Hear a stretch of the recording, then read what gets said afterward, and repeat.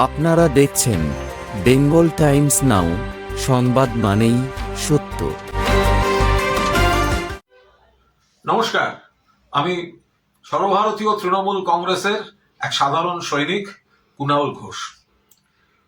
Digital যোদ্ধা conclave দেখলাম, খুব ভালো লাগলো এবং খুব সময়োপযোগী এই কর্মসূচি।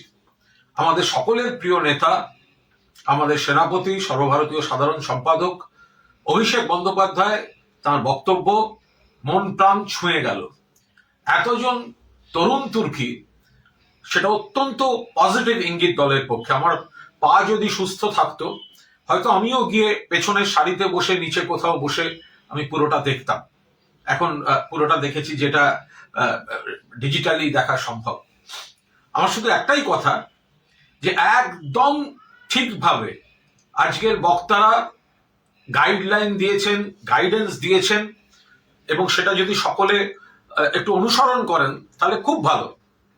তো আমার শুধু একটাই অনুরোধ থাকবে, তার সঙ্গে একটু সংযোজন, যে ভোট আসবে তখন নানা রকম ক্রিয়াকলাপ, সক্রিয়তা, অতি সক্রিয়তা দেখা যাবে, কিন্তু যখন অন্য সময় অপ্রিয় ইস্যু আসবে, ধরা যাক আরজিকর ইস্যু আসবে, তখনও তো ডিজিটালিও লড়াই হয়েছে, তো সকলকে তখনও তো নামতে হবে। এত জনের ভিড় দেখে ভীষণ ভালো লেগেছে, কিন্তু এই ভিড়টা যদি এক বছর আগে অ্যাক্টিভ থাকতো, তাহলে মনে হয় সিপিএম, বিজেপি, কংগ্রেস বিরোধীরা যে কুৎসা করে আমাদের সরকারকে, মমতা বন্দ্যোপাধ্যায়ের সরকারকে বিড়ম্বনায় ফেলতে চেয়েছে, সেটা লড়াইটা আমরা আরো আগে থেকে আরো বেশি লোক নিয়ে দিতে পারতাম। একতরফা তখন মাননীয় মুখ্যমন্ত্রী, আর এপাশে কিছু সোশ্যাল মিডিয়ায়, কিছু মিডিয়ায় হাতে গোনা কয়েকজন, এবং অবশ্যই জেলার কিছু সোশ্যাল মিডিয়ার ছেলে মেয়ে আছে, তারা তাদের গোষ্ঠী উদ্ধার করে দিয়েছে। বাকিরা তারা তো লড়েছে, তারা তো এক ইঞ্চি জমি ছাড়েনি, ঘরে বাইরে লড়েছে তারা। তো ফলে আজকের এত সুন্দর যে গাইডলাইন গুলো, তার সঙ্গে আমার মনে হলো একটা যোগ করে দিয়ে একজন সহকর্মী হিসাবে, যে লড়াইটা চলুক, কিন্তু এই লড়াইটা শুধু ভোটের সময়ের নয়, এই লড়াইটা কিন্তু 12 মাসের লড়াই। অনেক সোশ্যাল মিডিয়ার কর্মী কিভাবে রিচার্জ করবে বেচারারা, সেটার থেকে নেশায় দলকে বলেছে, মুখ্যমন্ত্রীকে বলেছে, নেতাদের বলেছে, লড়ে যাচ্ছি।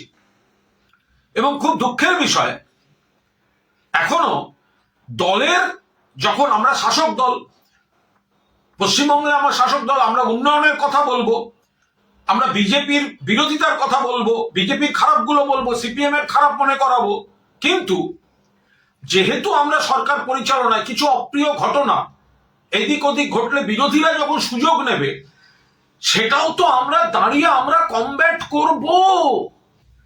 ফলে আজ এত বক্তৃতা শুনেছি, আমার মন ভরে গেছে। শুধু আমি একটু সংযোজন করে দিলাম, যে গোটা বিষয়টা যেন শুধু ভোট কেন্দ্রিক আপনারা না থাকেন, আরজি করার সময়ও যেন সকলকে দেখা যায়, বা আরজি করার মতো ইস্যু যেগুলো একটু অপ্রিয় ইস্যু, সেন্সিটিভ ইস্যু, হ্যাঁ, তখন আমি পোস্ট করলে যদি আমার ইমেজ খারাপ হয়ে যায়, যদি আমাকে বেশি লোক গালাগালি করে, আমি তখন পাঁচিলে বসে থাকবো। আবার ভোটের সময় এসে আমি শুধু উন্নয়ন আর বিজেপির খারাপের কথা বলবো, এটা নয়। কিন্তু মমতা বন্দ্যোপাধ্যায়, অভিষেক বন্দ্যোপাধ্যায় এটা চান না। ফলে সবাই মিলে, এবং বেশ কিছু ওয়ার্কারকে আমি চিনি, তারা হয়তো আজ কোনো কারণে যেতে পারেনি, কিন্তু তারা ডিজিটালি প্রবলভাবে সক্রিয় ডিজিটালি। অ্যাকচুয়াল লড়াইটা যারা দিয়ে গিয়েছে, তারা অনেকে কোনো কারণে হয়তো যেতে পারেননি, কিন্তু সারা বছর এই ডিজিটাল ওয়ার্কাররা সক্রিয় থাকুক, এবং ভোটেও বিজেপির এই কুৎসাকে ঠেকাতে, সিপিএম এর নোংরামিকে ঠেকাতে, কংগ্রেসের একাংশের নোংরামি ঠেকাতে ডিজিটাল ওয়ার্কাররা এই কনক্লেভ বছর বছর হোক, অত্যন্ত ভালোভাবে হোক। উদ্যোক্তা যারা আছেন এবং আইপ্যাক সংস্থা, আমি তাদের অভিনন্দন জানাচ্ছি।